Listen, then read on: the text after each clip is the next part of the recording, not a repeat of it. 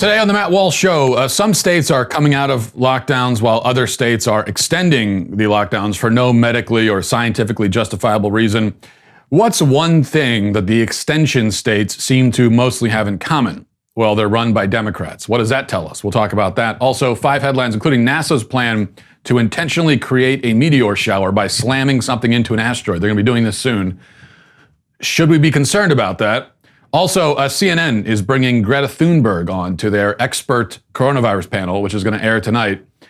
Is she really an expert in anything? My answer to that may actually surprise you. And in our daily cancellation, I will finally be canceling the hero worship of nurses. I suspect this segment will get me into a little bit of trouble. We'll get to that all coming up. But first, I want to tell you about our friends, the Benham brothers. You know, one thing we're going to also talk about in the news segment is the unemployment rate, which continues to go up dramatically every single week. The effect that obviously these shutdowns have had on small businesses has been catastrophic, which is why it's never been more important, if you're a business owner, to manage your business, your workforce, and your workflow really well. Systems are always important. They're crucial right now. The Benham brothers are great at this. These guys have over a dozen businesses, including a real estate empire that spans 35 states. Just a few weeks ago, the Benham brothers launched a new podcast called Expert Ownership. And in their new podcast, the Benham brothers interview leaders from all walks of life to help you navigate your business during these crucial times, these challenging times. You'll hear from leaders like Senator Ted Cruz, Al Robertson from Duck Dynasty, many more.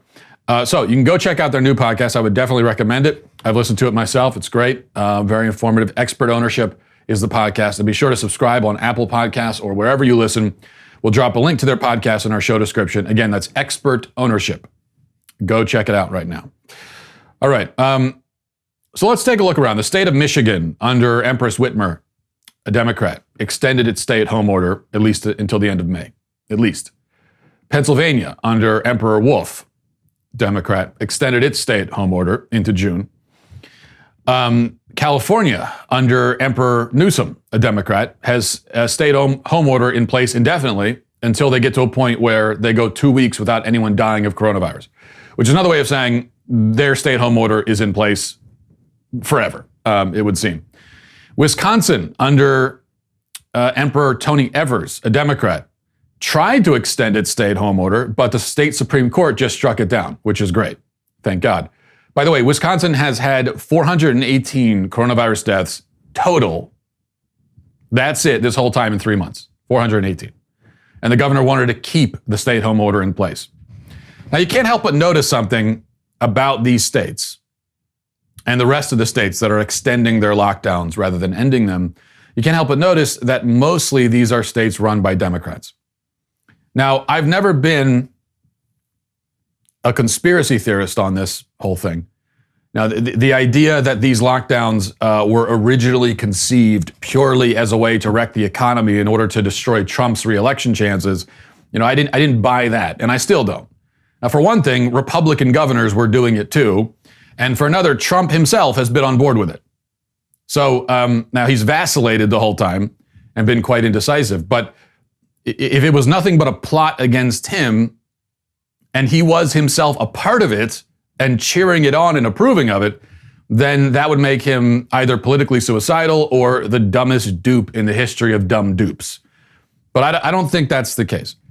I think originally there was fear, panic, incompetence, a total lack of clarity, a total lack of any kind of plan. And in the midst of all that, these little would-be dictators, these petty tyrants, found an opportunity to exert the kind of control that they've always wanted to exert. It's the whole reason they got into politics. We have to remember the reason most people get into politics is because they want to control people. They want to be in charge. They're narcissists. The vast majority of people. I mean, that's the only motivation you could have aside from a deep and sincere desire to serve people. Okay, and maybe in the history of politics, there have been like 3 people who actually got into it for that reason. Everybody else is because they're narcissists and they want to control people. So they like the power. You know, they as the lockdowns continued, they discovered they get a lot of power. They liked controlling every aspect of everybody's lives. They liked doing, as all the governors have done, their daily press conferences and having everybody watch. And they liked having their citizens, who really now felt like their citizens, not citizens of the state or the country, but their citizens. They liked having them hang on every word, their every decree.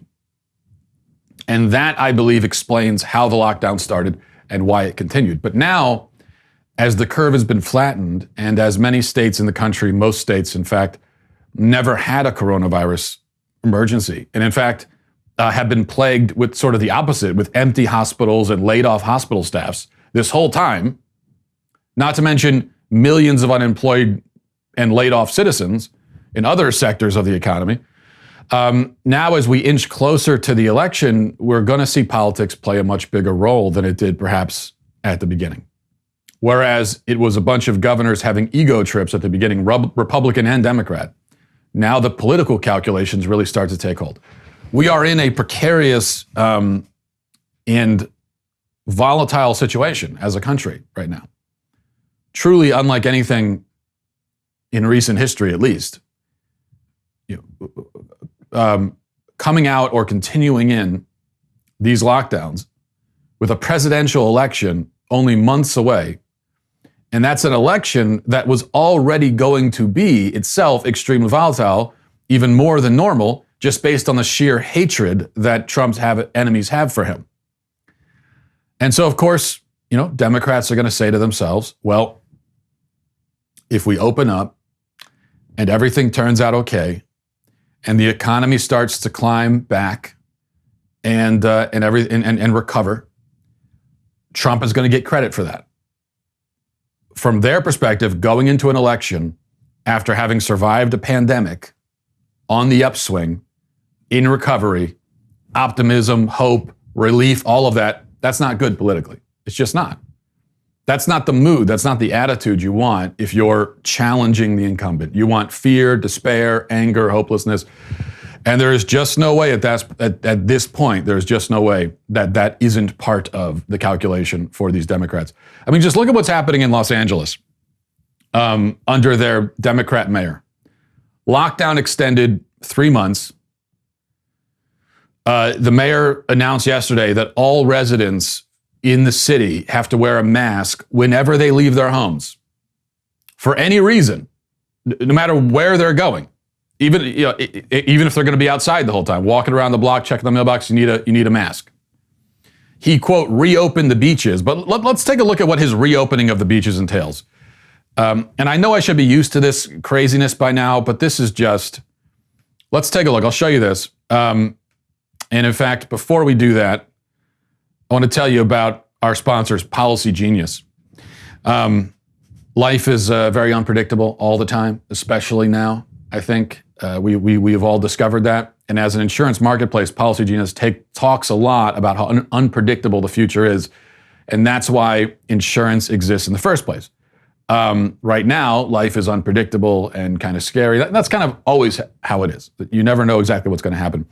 But there are enough brands out there telling you how we're all in this together. Instead, here's Policy Genius's top 3 unpredictably positive things from April. Thousands of dogs and cats across America have found new homes. Everyone's a baker now. Fresh bread is the best smell ever. And people across the world are acting with kindness, compassion, and heroism. And that's what Policy Genius is all about. Policy Genius compares quotes from the top life insurance companies in one place. It just takes a few minutes to compare quotes from the top insurers to find your best price. This doesn't just save a lot of legwork. You could also save $1,500 or more a year by using Policy Genius to compare life insurance quotes. So, if you're one of the many people looking to buy life insurance right now, but you're not sure where to start, head to policygenius.com. Policy Genius will find you the best rate, handle the process completely. You can stop worrying about life insurance and get back to, living your life, baking your own bread, whatever it is. Policygenius.com. All right, so here's the mayor of LA. Here's what his tweet with his order pertaining to the beaches. It says, LA beaches reopen today for active recreation only, such as swimming, surfing, running, and walking. No gathering is allowed, and activities such as sunbathing and group sports are not permitted. You must wear a face covering and maintain 6 feet of distance from others. Okay, So you can't bike, but you can run. You can't sit, but you can walk. You can't picnic, but you can surf. Does any of this make any sense? Is there any medical or scientific justification for any of this? Of course not. I mean, really look at this. Soak this in for a minute. Because honestly, it's not very often that you're going to see sitting listed as a prohibited activity on a beach. That doesn't happen very often. So what is the point of this? Telling people they have to wear a mask at the beach when there's no evidence that the virus can be transmitted in that environment. And even if it could, it's the beach. It's very big. That's the thing about the beach. It's very easy to maintain social distance at the beach. I used to live at a beach town. And I can tell you, even at its height, even at the busiest part, July 4th, tourist season, you could still easily go to, there's a lot of people at the beach, you could still easily go to the beach and not come within 6 feet of another person because there's a lot of space. So even if the virus could be effectively spread outside at the beach, which it doesn't seem that it can, even if it could, none of this would make sense. Least of all would it make sense to tell people they can't sit down and relax, especially if you want people to maintain social distance. The easiest way at the beach to maintain social distance is to pick a spot, set up your towel and umbrella, and that's your spot. That's the easiest way to stay away from other people. If you're telling them they have to keep moving, it's going to be a lot harder. So what's the point? I think it's obvious that, first of all, these petty tyrants don't want to give up the power. They don't want to give up the crisis. And also, they don't want to send a message of optimism and recovery and normalcy going into an election with a Republican incumbent.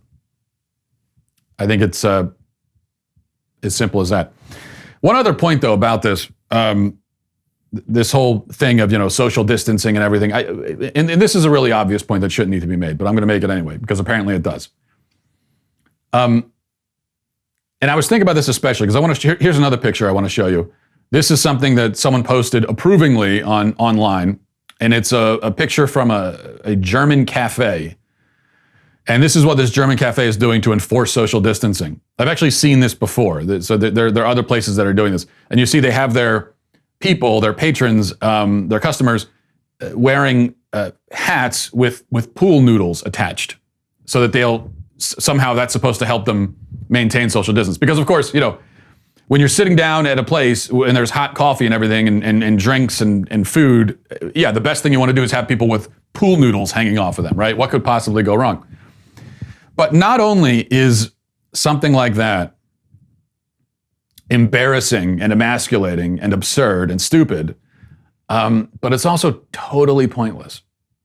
This is not necessary. We don't need to think of creative and patronizing ways to get people to maintain social distance. We don't need all these complicated rules at the beach. You can do this, you can do that, you got to wear a mask, right? We don't need any of that.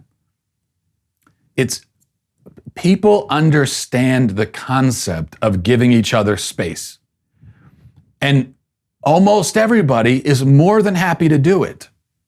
It's not hard. That's all you got to say. We don't need any of the rest of this stuff. All you got to say is, hey, look, just give people some space, okay? That's all you got to say. And almost everybody is more than happy to do that. Even without the coronavirus, people are more than happy to do that. You don't have to tell people twice to give each other space at the beach. They want space. I mean, it's not like people are running up and kissing strangers on the mouth for the most part, unless it's spring break. But families at the beach, that's not what they're doing. They're going with their own family. They want their own little space, and that's fine. I mentioned I was out with my wife for Mother's Day. We were out with the family. We were at a Havre de Grace in Maryland, which is a small little town on the bay, historic town, and there's a lighthouse, and there's there's a little boardwalk and stuff, and we were there.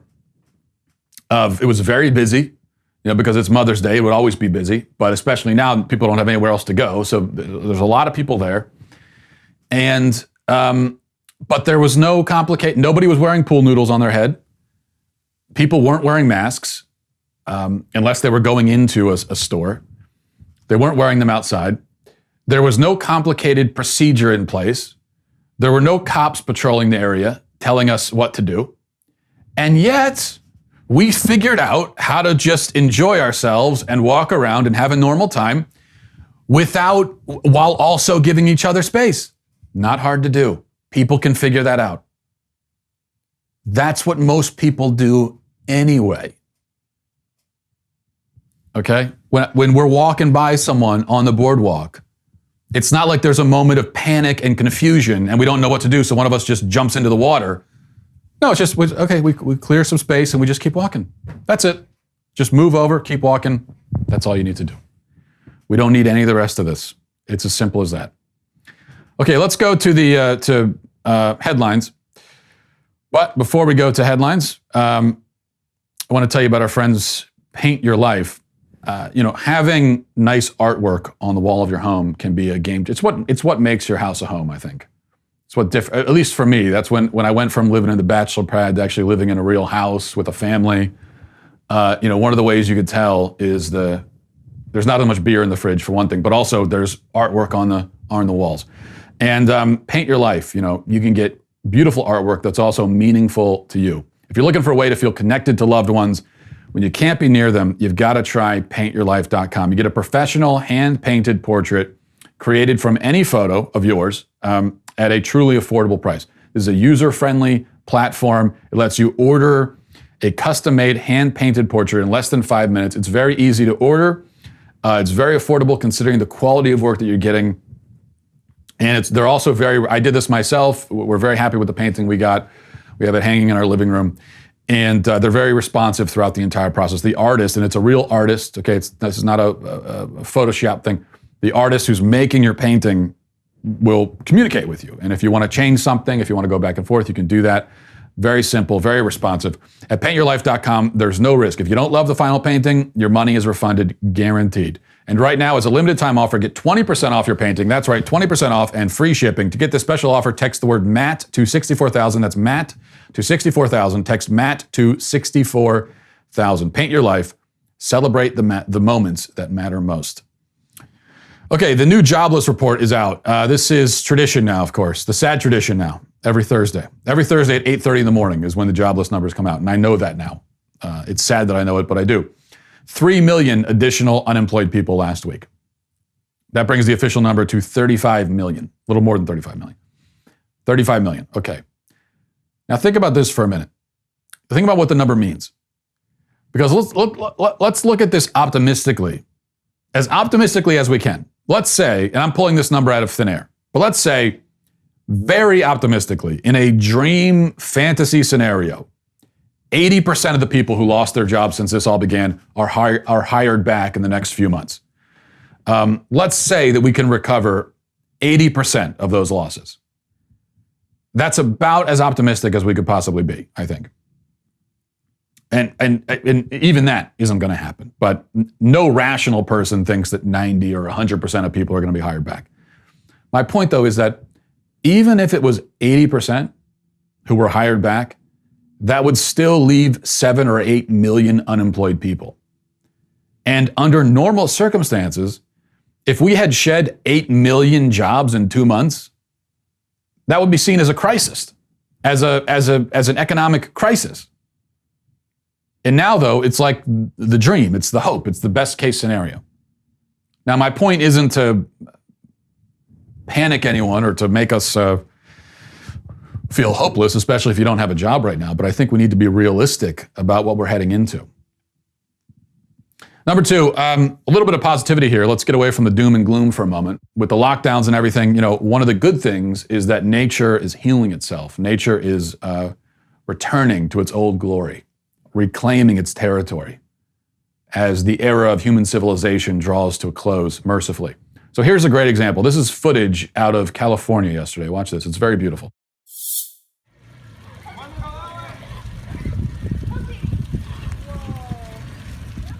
The goats have returned. The wild goats have returned, as the prophecy foretold. Beautiful. Actually, I have no idea what's happening in that video. No clue. But I saw it, and it was interesting. So there it is. Number three, as if we didn't have enough on our plate, we are now told that NASA has launched a mission called DART. That's the Double Asteroid Redirection Test Mission. And the idea is to slam into an asteroid on purpose, intentionally creating a meteor shower. That's what they're going to do. And this would be the first human-caused meteor shower in history. What could possibly be the drawback there, right? They're telling us it will be harmless. That's what they're saying. But I mean, it seems like there are a lot of variables here, a lot of unknowns. The idea is to test their ability to redirect an asteroid in case one ever really does threaten Earth. But my thing is, though, first of all, can we stop and have a conversation about whether we'd actually want to redirect an asteroid if it was going to slam into Earth and kill us all? I'm just saying, there are two sides of that argument, and I think we should have a discussion about it. That's it. Second, I was at the lake with my kids the other day, and I threw a rock to skip it across the lake, and I almost hit a baby goose in the face by accident. I didn't. The goose was okay, but I almost did. My point here in this parable is that disaster almost struck when I threw a rock into a lake that I was standing right in front of. Now we're going to launch a missile at an asteroid millions of miles away that's traveling hundreds of thousands of miles an hour, intending to redirect it, while planet Earth stands precariously in its path.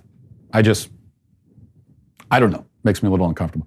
4, and tonight, watch out for this. CNN is hosting a town hall on the coronavirus, and there's going to be an expert panel. Here is the expert panel. Take a look. You see, so we've got a couple of former bureaucrats on the panel, so that's great. And then, yes, Greta Thunberg.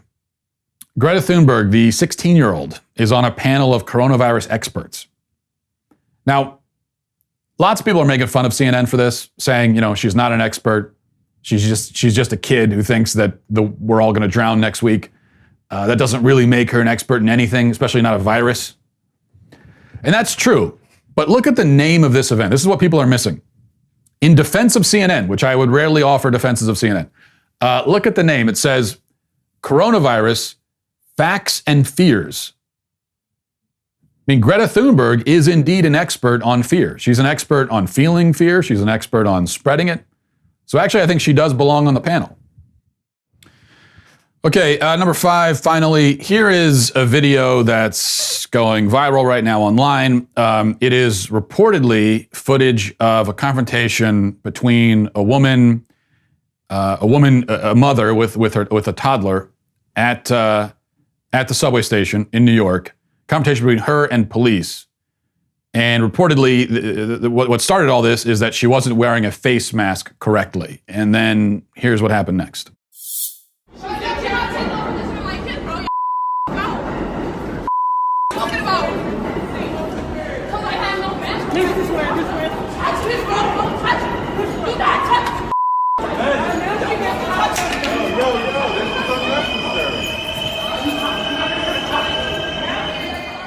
Right, yes, because, if you're concerned about germs being spread, the most sensible thing to do is to throw somebody onto the ground on the floor of a subway station and then dogpile on top of them. That's going to be a good way to stop the spread of germs, isn't it?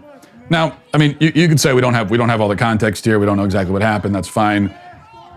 She was arguing with the police. She wasn't submitting, like a good little citizen, and fine. That's all true too. But we're going to see more and more of this, and you can't expect people to tolerate being harassed by police over issues like this.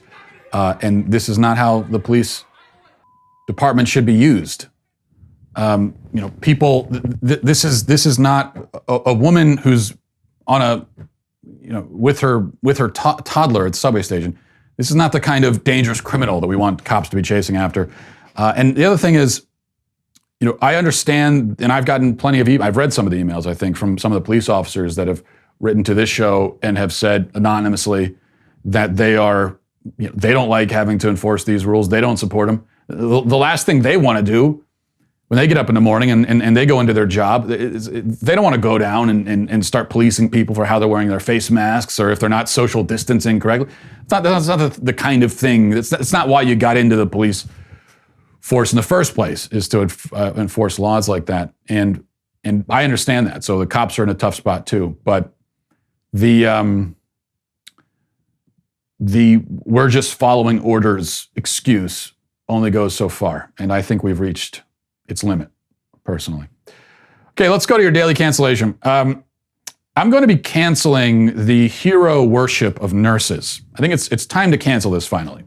I'm not canceling nurses themselves because I like nurses. I respect what they do. They have an important job. But all I'm asking for is a little bit of perspective and a little bit of common sense. That's all. So look at this tweet from NBC News 10 in New York. It's a picture of a bunch of nurses holding a sign, and the caption reads, "Healthcare heroes. This morning, we're honoring a group from the United Memorial Center. They work in the Lipson Cancer and Infusion Center in Batavia, I don't know how to pronounce that. Their message, we stay here for you, you stay home for us. Thank you for keeping us safe and healthy." Okay. So, first thing, again, I respect healthcare workers. I appreciate what they do. It's a necessary job. And generally, in my own personal experience, either as a patient or when my kids have been patients or another family member, I've generally been impressed with the nurses that I've dealt with. And that's why I said I've always liked nurses. But this thing where we call every nurse a hero is just silly.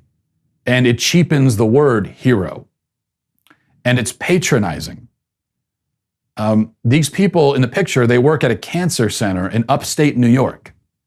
That's great. I'm glad they do it. It's very important work. I don't think, though, going into your cancer center in upstate New York is an act of heroism. I don't. I don't think it requires immense courage to do it. Going into the middle of the epicenter of an epidemic, specifically to work with infected people, yes, that I would call heroic, certainly. But just going to do your job at your local hospital is not heroic. It's your job, and you're paid to do it. That's not heroism. And that's not an insult either. I'm not insulting you. I'm just saying the word hero should have meaning, and it loses its meaning when we just apply it to anybody who wears scrubs and works at a hospital. And that's the other thing too, saying it's their job. Well, what they're telling us in that sign, they're saying, stay home and we'll stay here for you. Yeah, well, it's easy for you to say. You get paid to stay there. There are 35 million people who aren't getting paid anymore and would like to because they'd like to feed their families, feed their kids. There are 35 million people who had jobs like you, also had important jobs, okay? I mean, anyone's job is important at least to them and their families. And there are many other kinds of jobs out there that are important to communities too. And a lot of those people don't have jobs anymore. And they would like to. So I'm sorry, but it comes across as selfish for nurses to say, "Oh, all you people stay home for our sake." What? Who says that anyway? Who says that? Who just declares that to millions of people? All of you stay home. Stay home for us. Here's what I need you to do for us. Stay home, be unemployed. If you need to go get in a bread line, then do that. But otherwise, stay home. Do it for me. How is that not an insanely selfish, not to mention tone-deaf message? And it doesn't get any less selfish or less tone-deaf just because nurses are saying it. You know what would be a selfless and inspiring message? Here's what I would like. This would inspire me. And this I would think would be selfless from a nurse. If the nurses were to say, "Hey, you out there, go out and live your life, go to your job, feed your kids, take care of your business, do what you need to. If you get sick, we'll be here for you." Now that's a nice message. That's an encouraging message. Not stay home. Stay home unemployed while we work. Of course, I mean, that's been the message from the media too. So that's a common message these days, but it doesn't become suddenly virtuous or valiant because nurses are saying it. And by the way, also, there are a lot of people who have medical problems and symptoms and have been staying home as they've been instructed to, and they shouldn't be, because they should be going to the doctor, and they're not. I mean, think about how many cancers have gone undiagnosed because of this. That's a whole other aspect of the shutdown. Now, we're going to go to some emails, but before we do, I want to take a moment to tell you about Daily Wire's newest, most exclusive membership tier, All Access. The All Access membership tier is our premier level of membership. All Access members get to participate in All Access Live, our brand new interactive programming feature where one of us Daily Wire hosts hang out with you each night at 8 p.m. Eastern, 5 p.m. Pacific. Michael Knowles will be hosting tonight, so get excited for that. All Access members also get to join us for live exclusive online Q&As, Daily Wire's new discussion feature, which is available on both the website and the Daily Wire app. They also get the benefit of other membership tiers, including an ad-free website experience, access to all of our live broadcasts and show library, access to the show's mailbags, and the full 3 hours of the Ben Shapiro Show. All that stuff you get. So head over to dailywire.com/subscribe to join Daily Wire's All Access Club with a new membership or an upgrade and get 10% off with coupon code Walsh. That's dailywire.com/subscribe. See you there. All right, let's go to a few emails here. And again, if you become a Daily Wire member, you can always have access to the mailbag and send emails that way. This is from Tim, says, "Hey, Matt, I just recently became a Daily Wire member, came for Ben, staying for Matt. Just wanted to get your thoughts on Biden calling out Trump for not wearing a mask when going out in public. I feel that the president is trying to portray strength and show that he isn't afraid. Considering he gets tested frequently and masks are better for protecting others, this seems like just another feeble attempt to blame Trump for everything. Since when is it wrong for a president to show some courage? Thanks for all you do." Yeah, I agree with you, Tim. I have no problem with Trump not wearing a mask. As you said, everyone around him is getting tested constantly, and he's getting tested constantly, as he should be. So, and if he's, if he's standing, if he's walking around or something, or he's giving a press conference.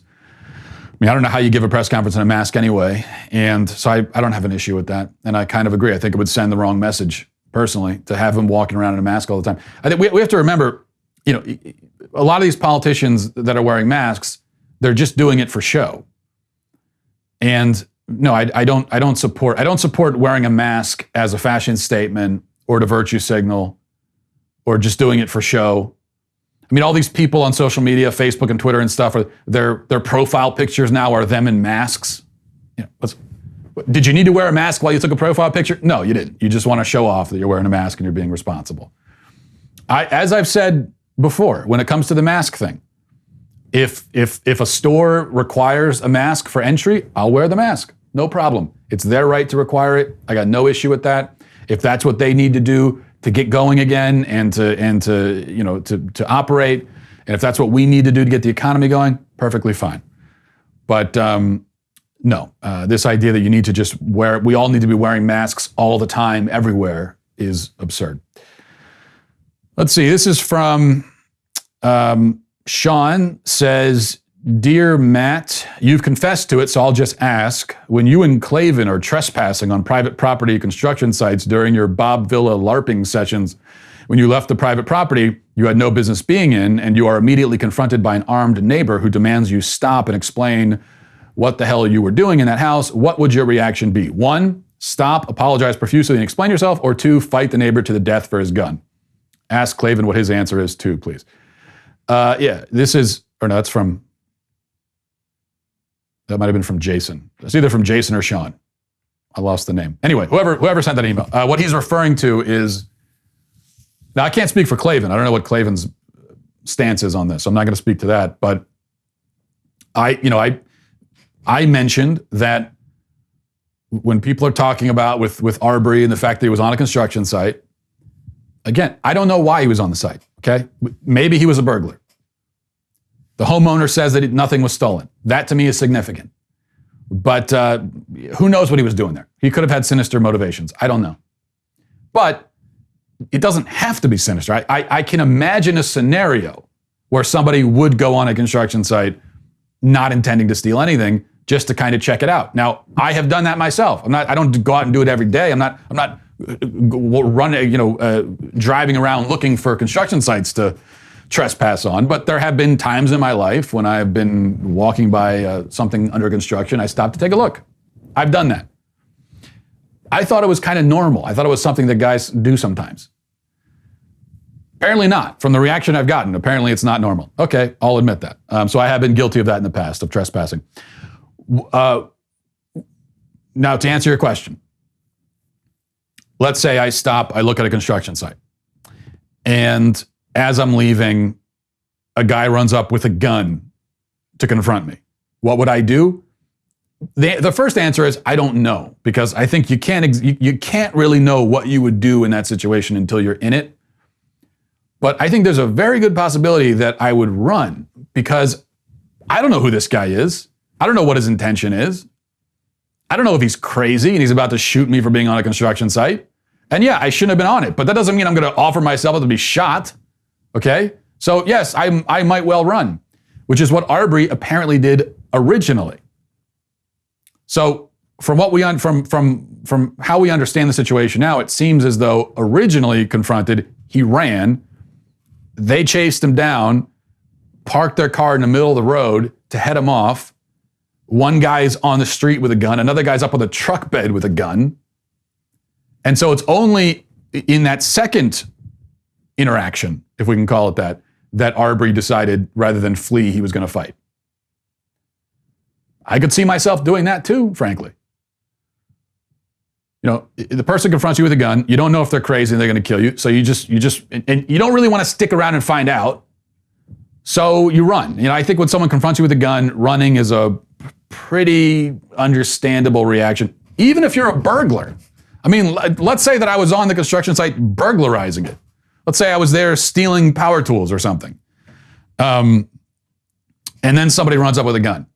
I'd still run. I'm probably not going to just stop and say, oh, you got me. Do what you will. I deserve it. I'm probably going to run because I don't want to die. And then that second time, when you see that scene, they're parked in the middle of the freaking street with guns. Yeah, you might think at this point, okay, these people really want to kill me, and now it's a fight to the death. I could see someone making that calculation. I could. I mean, you say, Jason or Sean, whoever you are, that you can't see that, you don't understand it. All right, I guess I'll take your word for that. But to me, it doesn't seem that unreasonable. It doesn't seem that unreasonable to conclude when people are coming after you with guns that they might want to kill you. I think that's a logical conclusion. I don't know. Burglar or not, that's my point. Whether he's a burglar or not. This is from Steve. Says, hello, Mr. Walsh. I'm not sure if you'll get this or not, but I'll keep it short. A 77-year-old barber here in Michigan is being railroaded by the Michigan State AG and our governor. He chose to go back to work at the barbershop he owns because he was broke and had no other choice. They tried to shut him down and issue citations. He won in a court case. The judge chose the state could not file a temporary restraining order. So because they lost in court, they simply chose to pull his license with no due process. Maybe if enough people find out about this, we can help him out. I'm a big fan. If you can't talk about it or don't have time, I understand. Really love your show. Thank you for your time. I hadn't heard about this case. Thanks for passing it along. I'll look into it. I mean, that sounds completely outrageous, but it also doesn't surprise me with what's happening up there in Michigan. So, yeah, thanks for passing it along. And I will, I'll look into that. I think we're going to see a lot of them. You look in Wisconsin. Like I mentioned, the governor tried to extend the stay-at-home order. State Supreme Court shut it down, thank God, said he's not allowed to do it. Well, you know, are these petty tyrants going to give up that easy and say, okay, fine? No, they're going to find other ways around it to control people. And so I think we're going to see a lot more of this. Thanks for passing that along. We'll leave it there for today. Thanks for watching, everybody. Godspeed.